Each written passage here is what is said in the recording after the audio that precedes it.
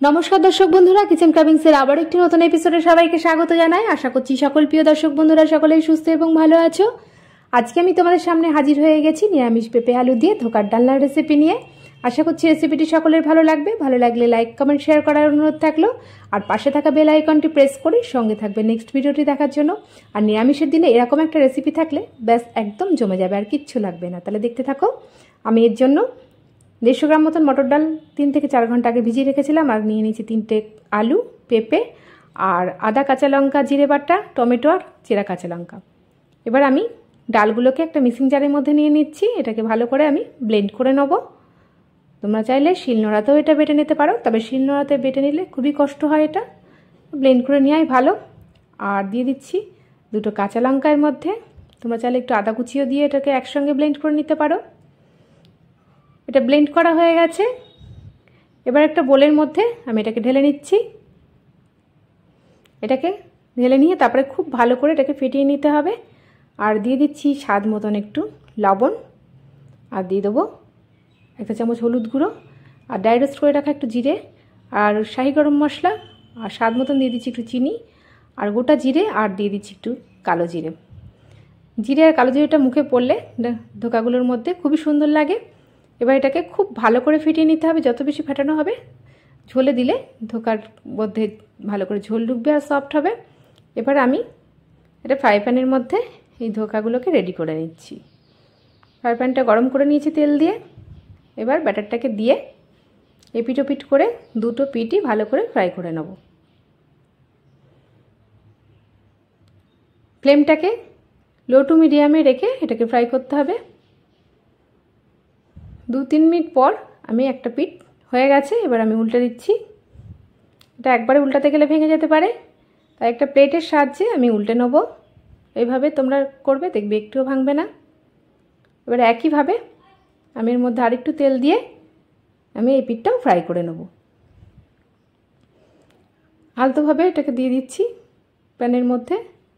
তারপর এই পিঠটাও 2 থেকে 3 মিনিট পর আমি উল্টে নেব। দুটো পিঠই হয়ে গেছে। এবার প্লেটের মধ্যে আমি এটা ঢেলে নিচ্ছি। তারপরে তোমাদের ইচ্ছা মতন শেপ দিয়ে নিতে পারো। আমি চৌকো চৌকো করে একটা ছুরির সাহায্যে আমি শেপ দিয়ে নিচ্ছি। দেখো সবগুলোকে আমি কেটে নিয়েছি আর এটা খুব সুন্দর ফ্রাই হয়েছে। দেখো দেখতেই পাচ্ছ কতটা সুন্দর ফ্রাই হয়েছে। রেডি হয়ে গেছে এগুলো।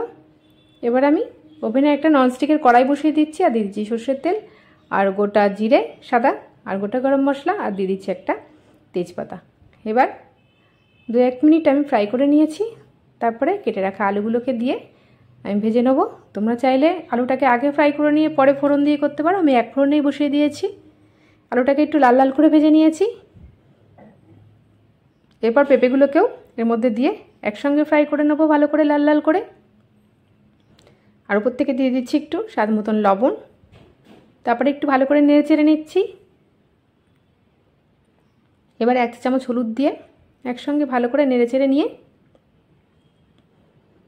এবার আমি কেটে রাখা টমেটোগুলোকে এর মধ্যে দিয়ে দেবো।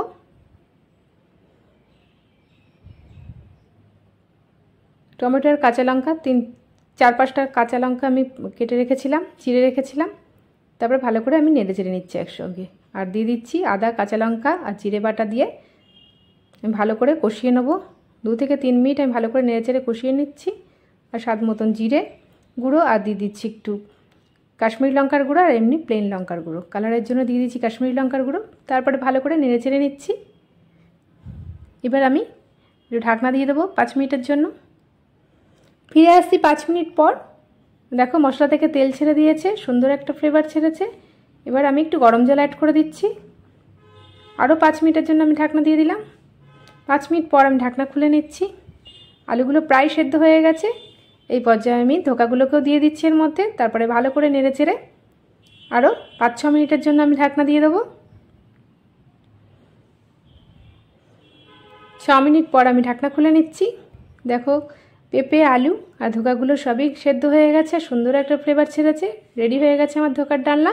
এবার নুন ঝাল মিষ্টি ব্যালেন্সের জন্য দিয়ে দিচ্ছি একটু চিনি আর দিয়ে দেবো একটুখানি ঘি 1/2 চামচ। নিরামিষের দিনে একটু ঘি গরম মশলা না দিলে রান্না একদম বেমানান লাগে। এবার ওপর থেকে দিয়ে দিচ্ছি একটু শাহি গরম মশলা ফ্লেভারের জন্য। তারপরে আমি 5 মিনিটের জন্য আমি স্ট্যান্ডিং টাইমে রেখে দিচ্ছি। তারপরে একটা বোলের মধ্যে আমি এটাকে সার্ভ করে নিচ্ছি। এটা গরম গরম ভাতের সাথে তো খুবই ভালো লাগে, তাছাড়া রুটি পরোটার সাথেও খুব ভালো লাগে, আর পোলাওয়ের সাথেও খুব ভালো লাগবে। আশা করছি রেসিপিটি সকলের ভালো লাগবে। ভালো লাগলে লাইক কমেন্ট শেয়ার করার অনুরোধ থাকলো। আজকের মতন এইটুকুনি, আবার আসবো নতুন নতুন রেসিপি নিয়ে। ভালো থাকবে, সুস্থ থাকবে, ধন্যবাদ।